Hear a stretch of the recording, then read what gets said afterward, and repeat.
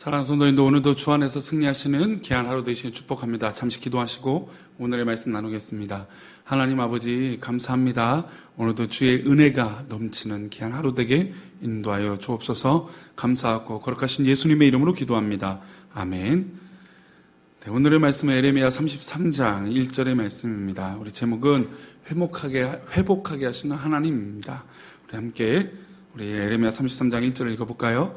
에레미야가 아직 시위대 뜰에 갇혀 있을 때 여호와의 말씀이 그에게 두 번째로 임하니라 이르시되. 하나님의 말씀이 임한다라는 건 굉장히 기대가 되죠. 나에게 하나님 말씀이 일어나면 정말 놀라운 일이 일어날 거야 라고 하는 기대가 됩니다. 게다가 하나님의 말씀이 지금 에레미야에게 몇 번째 임했습니까? 말씀 보면 두 번째로 임했어요. 그러니까 지금 첫 번째 말씀은 물론 이해하기 어려운 상황이었지만 이제 두 번째 하나님 말씀이 임하면 왠지 뭔가 해결되고 우리 안에 있던 그런 어려움들이 모두 다 응답되어질 것 같은 기대가 되는 게 바로 하나님의 말씀이 임재예요. 그럼 누구나 이 말씀에 대해서 기대를 하겠죠. 하나님께서 말씀을 두 번째로 임하시면 얼마나 놀라운 일이 일어날까라고 하는 기대예요. 그래서 하나님께서 에레미야 33장 10절에서 이런 것들을 회복시켜 주실 것이다라고 하는 말씀인데, 그럼 과연 어떤 말씀, 어떤 것들을 회복시켜 주시는 것일까요? 우리 읽어보겠습니다.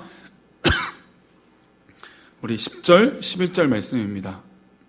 에레미야 33장 10절, 11절 말씀입니다. 읽어봅니다. 시작. 여호와께서 이와 같이 말씀하시나 너희가 가르쳐 말하기를 황폐하여 사람도 없고 짐승도 없다 하던 여기 곧 황폐하여 사람도 없고 주민도 없고 짐승도 없던 유다 성읍들과 예루살렘 거리에서. 지금 이스라엘 백성들은 너무나 기대할 게 없는 황폐한 거리예요.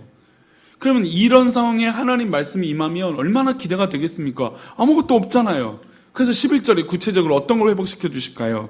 즐거워하는 소리, 기뻐하는 소리, 신랑의 소리, 신부의 소리와 및 만군의 여호와께 감사라. 여호와는 선하시니 그 인자심이 영원하다 하는 소리와 여호와의 성전에 감사제를 드리는 자들의 소리가 다시 들리리니 이는 내가 이 땅의 포로를 돌려보내어 지난 날처럼 되게 할 것임이라. 여호와의 말씀이니라. 자, 지금 보면 하나님 말씀 임하셔서 회복을 시켜주시는데 뭔가 대단하고 지금 이 바벨론을 물려주시겠다라고 하는 대단한 것이 아니라 즐거워하는 소리, 기뻐하는 소리, 신랑의 소리, 신부의 소리. 이건 뭘까요? 일상적인 것들이에요. 너무너무 당연한 거예요. 그러나 이 전쟁 위기 가운데 있었던 이스라엘 백성들은 이런 당연한 것들을 할 수 없는 상황인 것이죠. 그래서 하나님께서 회복시켜 주시는데 즐거워하는 소리, 기뻐하는 소리, 신랑의 소리, 신부의 소리, 이런 너무나 지극히 일상적인 것들을 회복시켜 주시겠다는 겁니다. 그럼 과연 우리의 회복이라는 것이 과연 어떤 걸까요? 물론 대단한 일을 이루시는 것도 하나님의 역사입니다. 하나님 역사하심이 크시죠. 그러나 우리의 진정한 회복은 우리가 너무나 평상시에 느끼던 정말 아무렇지도 않게 여겼던 것들을 회복시켜 주신다는 겁니다. 코로나19 때문에 우리가 일상에 누리던 것들을 다 중단했어요. 찜질방도 못 가죠. 수영장이나 이런 기타 사람들이 많이 몰리는 걸 못 가요. 사람들이 많이 몰리는데 못 간다는 건 우리가 즐겁게 하던 것들을 다 못하게 됐다는 겁니다. 제하게 됐어요. 있는 것도 또 마시는 것도 또 만지는 것도 다 조심해야 됩니다. 심지어 마스크도 쓰면서 더 조심해야 돼요. 왜냐하면 건강을 잃으면 아무것도 못하기 때문입니다. 우리가 코로나19 때문에 수많은 사람들이 숨지거나 또 병원에 신세를 지지 않았습니까? 게다가 지금 제가 아는 사람도 몇 명이 자가격리라는 걸 하고 있는데, 자가격리는 음성이고 아무 상관없어도 혹시나 하는 마음에 자가격리를 시킵니다. 근데 자가격리하면 그 방문을 못 나가요.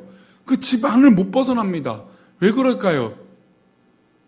다른 사람에게 혹시나 또 다른 어떤 그런 내재적인 이 병균이 옮겨질까봐는 두려움이에요. 그래서 자가격리합니다. 갇혀 지내요. 그럼 내가 하고 싶은 걸 적어도 보름 동안은, 14일 동안은 못하는 겁니다. 근데 하나님의 회복은 바로 이렇게 당연하게 누리던 걸 회복시켜 주신다는 겁니다. 그래서 하나님께서 임재하셔서 우리 이 코로나19로 인해서 어려움 당하고 있는 이 한국 땅에, 아니 전 열방 가운데 하나님의 놀라운 역사가 일어나게 될 줄 믿습니다. 그래서 하나님께서 회복시켜 주신 게 두 가지 방법이 있어요. 첫 번째가 15절 말씀입니다. 읽어봅니다. 그날 그때 내가 다윗에게서 한 공의로운 가지가 나게 하리니 그가 이 땅의 정의와 공의를 실행할 것이라. 사실 세상이 악해지고 어려워지면 뭐가 없습니까? 정의와 공의가 없어요. 이것이 너무나 당연한 겁니다. 당연한 게 정의예요, 공의예요. 공의로운 사회, 정의로운 사회예요. 그런데 이 당연한 건데 당연하지 못하는 경우가 너무 많지 않습니까? 근데 이것을 완벽하게 이루시는 가지가 한 가지가 와요. 누구의 가지입니까? 다윗에게서부터 온 가지예요. 바로 예수 그리스도를 말씀하시는 것이죠. 우리 안에 온전한 예수 그리스도, 우리 이 땅 가운데, 우리 민족 가운데, 열방 가운데 온전한 예수 그리스도가 임하셔서 정의와 공의를 온전하게 회복시켜 주실 줄 믿습니다. 이게 하나님의 놀라운 은혜예요. 하나님의 놀라운 역사예요. 하나님의 역사로 말미암아 정의와 공의가 이루어지는 겁니다. 이게 회복이에요. 두 번째로 18절 말씀 보겠습니다. 읽어봅니다. 내 앞에서 번제를 드리며 소제를 사르며 다른 제사를 항상 드릴 레위 사람 제사장들도 끊어지지 아니하리라 하시니라. 지금 보면 항상 드리라고 했어요. 그러니까 예배는 언제나 항상 드려야 됩니다. 그러나 우리가 코로나19 때문에 예배를 못 드렸어요. 강제 집행이고 교회 이전 때문에, 이 공사 때문에도 교회가 예배를 제대로 못 드렸어요. 너무나 안타깝죠. 어떤 분들은 왜 목사님이 빨리 예배하지 않냐고 얘기하십니다. 그러나 만약에 우리 교인 가운데 예배를 드리다가 코로나19에 걸렸다, 이거는 도저히 이제는 회복할 수 없는 단계에 이루어집니다. 제가 교계 몇몇 뉴스에 코로나19에 걸린 교회들의 이야기 들을 때 완전히 몇 달 동안 교회에 출석을 전혀 할 수 없을 만큼 어려운 공경에 빠졌다고 합니다.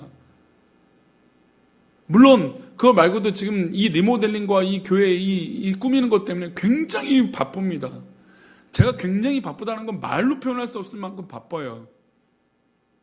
이런 가운데 있어요. 근데 이렇게 되다 보니까 뭐가 다 그리워요? 항상 예배하는 게 그리워요.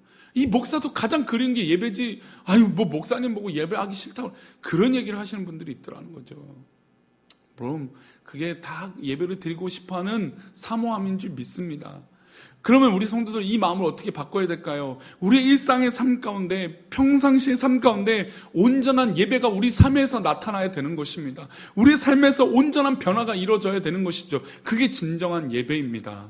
사랑하는 성도님들, 오늘도 주의 은혜로 말미암아 진정한 예배가 회복되어지시기를 축복합니다.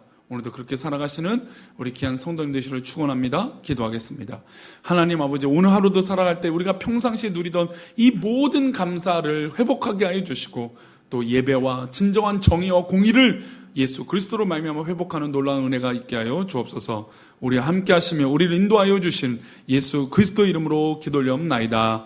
아멘.